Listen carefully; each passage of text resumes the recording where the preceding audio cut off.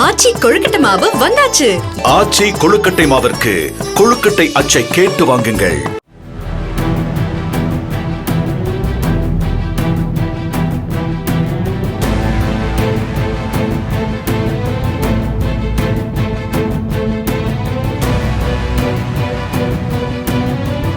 தூத்துக்குடி வட்டார போக்குவரத்து அலுவலகத்தில் சான்றுகளை வழங்க அதிகாரிகள் லஞ்சம் கேட்பதாக எழுந்த புகாரை தொடர்ந்து அங்கு சோதனை நடத்திய லஞ்ச ஒழிப்புத்துறை போலீசார் கணக்கில் வராத 1,52,000 ரூபாயை பறிமுதல் செய்துள்ளனர்.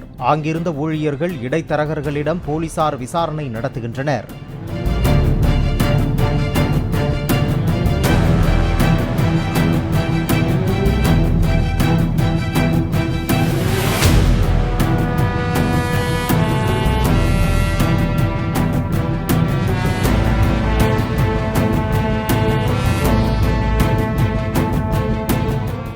ஆச்சி கொழுக்கட்டை மாவு வந்தாச்சு.